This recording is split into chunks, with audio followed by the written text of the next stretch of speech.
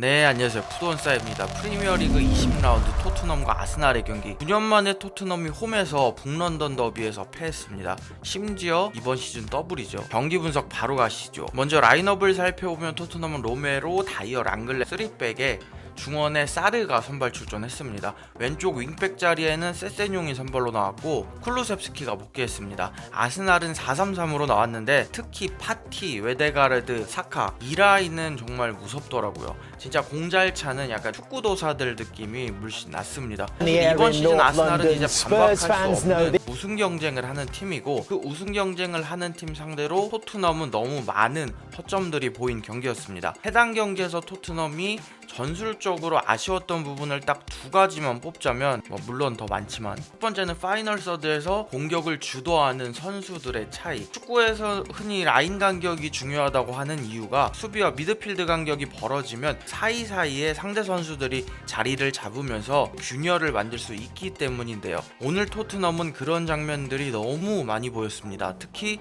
전반전에 토트넘 미드필드와 수비 사이에서 웨데가르드, 사카 이런 2선 선수들이 계속해서 공을 잡고 플레이했습니다. 그것도 너무 편하게. 이렇게 되면 수비수나 미드필더가 끌려다닐 수밖에 없죠. 위험지역이기 때문에 어디서나 슛을 허용할 수 있으니까. 반면 토트넘은 이 사이사이에서 공을 잡는 게 대부분 공격수들이었습니다. 그렇기 때문에 공격수들이 내려와서 공을 잡으면 공격을 마무리할 선수가 부족한 거죠. 두 번째는 운동장 어디에서나 밀리는 숫자 싸움. 특히 이 문제는 아스날이 후방 빌드업을 할 때 가장 많이 노출이 됐는데 파티가 편하게 공을 잡는 경우가 굉장히 많았습니다. 단순히 공을 편하게 잡는 것뿐만 아니라 너무나 쉽게 돌아섰습니다.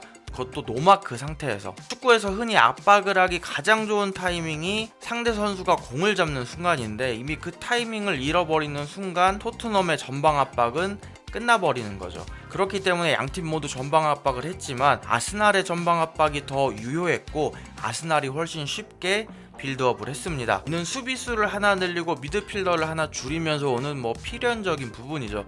데이터만 보더라도 패스 성공률, 롱볼 성공률, 포지션 로스트 모두 아스날 기록이 더 좋았습니다. 전반전에는 이런 문제점들이 노골적으로 노출이 됐고 실점으로 연결이 됐습니다. 전반 13분 아스날의 첫 번째 골. 참고로 이 골은 결국 요리스 자책골로 인정이 됐습니다. 공홈에 그렇게 표기가 됐어요. 그만큼 요리스의 실수가 컸던 장면입니다. 세세뇽 발에 살짝 맞으면서 굴절이 있는 것 같긴 한데 어쨌든 골키퍼 정면으로 간 공이었죠. 근데 이 공격 과정도 결국 토트넘이 라인을 올린 상황에서 파티가 너무 쉽게 공을 가지고 돌아섭니다. 그러면서 타이밍 맞춰 침투하는 사카에게 패스. 라인을 올려서 공간이 발생하면 패스가 쉽게 나오지 못하도록 했어야 되는데 전혀 안 됐죠. 35분 아스날의 두 번째 골. 이 장면도 마찬가지로 토트넘이 전반에 보인 반복된 실패 가운데 한 장면입니다. 이번에도 파티가 사카에게 공을 연결하는 장면.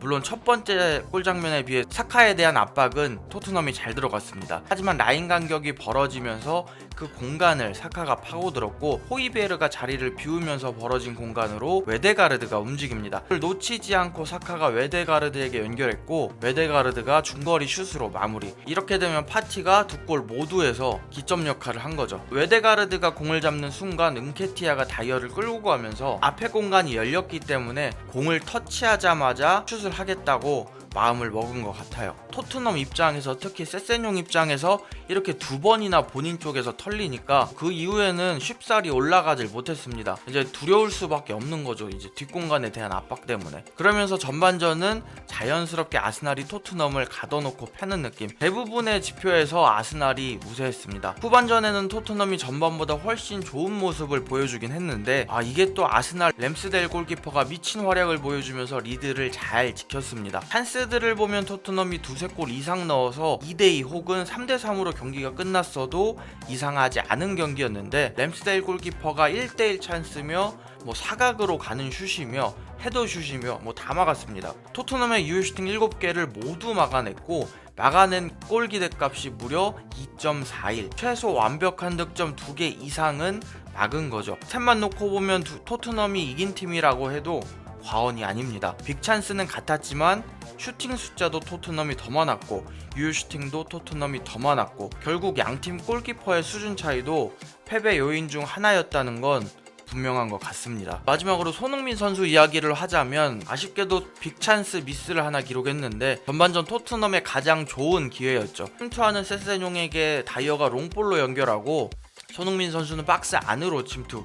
이게 또 세세뇽이 기가 막히게 연결해줬고 온사이드 상황이었는데 손흥민 선수 입장에서는 뒤에서 오는 공을 때렸는데 오프 타겟도 아니었고 잘 때렸는데 결과적으로 램스델 골키퍼가 잘 막았다고 생각합니다. 참고로 XG 값이 0.36이었어요. 하지만 이와 더불어 손흥민 선수가 못했다는 비판도 좀 있는데 참고로 킬패트릭이 평점 4점을 줬더라고요. 저는 손흥민 선수가 충분히 1인분 정도는 해줬다는 생각입니다. 손흥민 선수는 현재 토트넘에서 공격수가 아니라 미드필드니까요. 당장 패스맨만 보더라도 손흥민 선수의 위치는 공격수라고 보기 힘든 위치입니다. 그 와중에 손흥민, 케인, 플루셉스키 가운데 패스 성공률은 가장 높았고 포지션 로스트는 플루셉스키가 가장 높았고 오늘 경기에서 손흥민 선수는 시종일관 내려와서 공을 키핑하고 연결하고 그런 미드필드의 역할을 가장 많이 했습니다. 그리고 마지막에 페리시치와 짜증을 내고 언쟁하는 부분이 있었는데 소신 발언을 좀 하자면 손흥민 선수의 플레이도 아쉬웠고 페리시치의 반응도